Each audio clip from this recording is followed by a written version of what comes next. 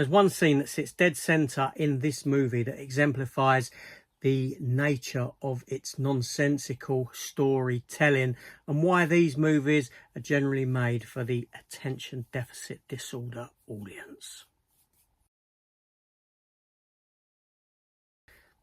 From the world of John Wick, Ballerina. That's what this film is titled, this over-elaborate title that needs to mention to you the name John Wick. That's what we get here in this movie, directed by Len Wiseman. Len Wiseman, who brought us the Underworld movies, or some of them, Die Hard 4.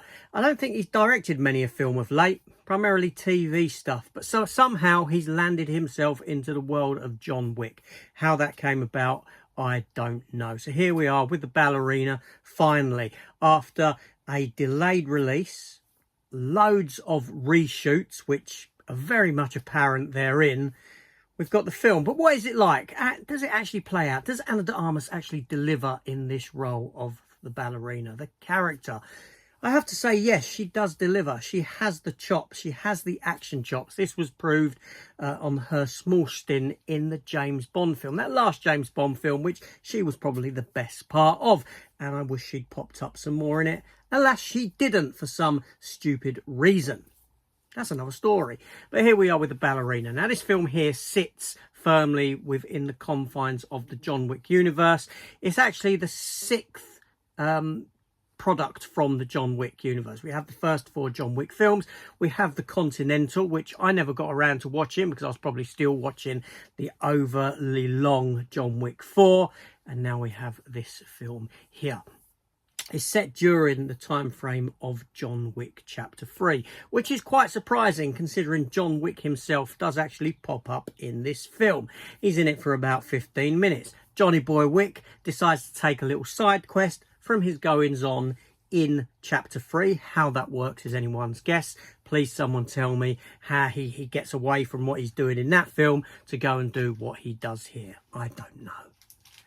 But this film here follows the character of Eve, played by Ana de Armas, and she's a young girl. She's her father's killed. She's taken in by the people that be, by what's his face at the Continental.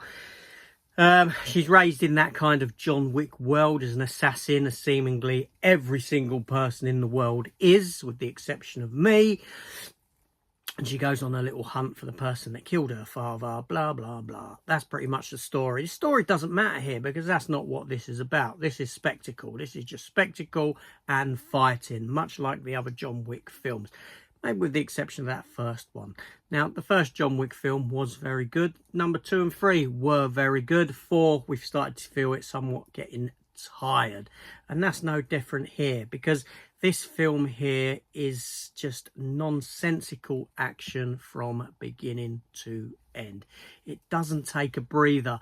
It doesn't want to take a breath. Every time it takes a breath or looks like it's going to take a breath, something happens. And this is exemplified in the middle of the film in one specific scene, one that was so damn grating that it just really annoyed me. Now this film could be edited, and this specific scene could be edited out, and it would make no difference to the narrative flow of the movie whatsoever. And this is where the reshoots came in, and these are the horrible parts of these movies, honestly speaking. So in this particular scene that I'm talking about, Ana de Armas goes and sees this black fella who's like a gun dealer, so to speak. He starts showing her his weaponry that he's got. All of a sudden, there's gunshots come through the door. People break in. There's a gunfight, mass gunfight around this place. Explosions, grenades going off. She comes back in. She ends up with the black guy again and finishes off her chat with him. Seriously speaking, this entire scene could have been edited out. And this highlights the problem with this kind of movie making. Not so much the movie making, more the storytelling, because this film looks fantastic. Don't get me wrong, you know, it looks great. You know, the choreography's great, what you come to expect from a John Wick film. I just want it to take a breather. After this specific scene here, she goes somewhere else and she goes into this bar and she orders a coffee. And I'm thinking, oh, look, you could have a nice slow moment. Maybe have a chat with someone, have a talk with someone, a little, you know, give it a bit of depth. But no, all of a sudden someone comes in, starts shooting at her again, and bam, bam, bam, bam, and off we go again on another fight scene.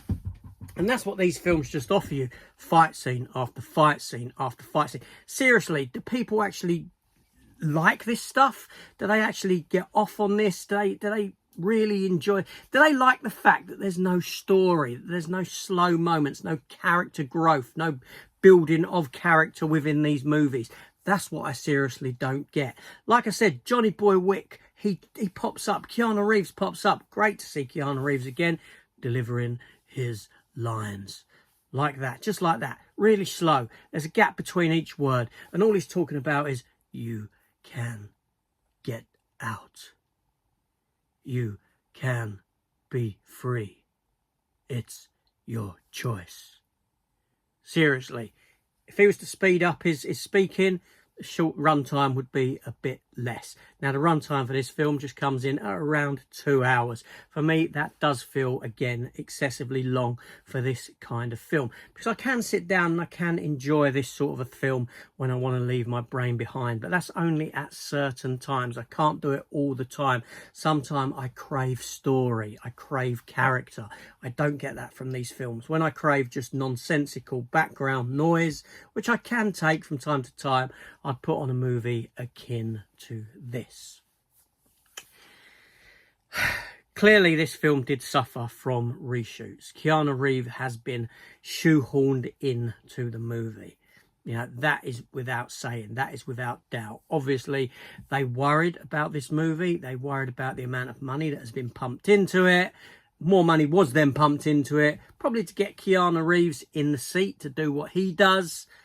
Inflated budget, because let's be fair, Ana de Armas isn't exactly a draw. She isn't a, you know, she's good at what she does. She's a decent actress and all this, and I like her as much as the next bloke. You know, there's a good couple of reasons to like her, I know for sure, but the fact is that she isn't a box office draw. She isn't, you know. Yeah, but anyway, you know, this film here, it does exactly what the other John Wick movies do. And if that's, you know, what you like, then fantastic. But it doesn't really offer up anything new to the universe. It's just the same old kind of, yeah, Joan Wick. That's all we get here, Joan Wick. As for Norman Reedus, I guess, you know, Walking Dead let him have an afternoon off to go and film this, between filming his own series of that and that sort of a thing. Because, again, blink and you'll miss it kind of an appearance from him. If you're a Norman Reedus fan, don't expect him to be in this too much. He's not. He's not. It's all Ana de Armas running from set piece to set piece, action set piece to action set piece, much akin to what John Wick does.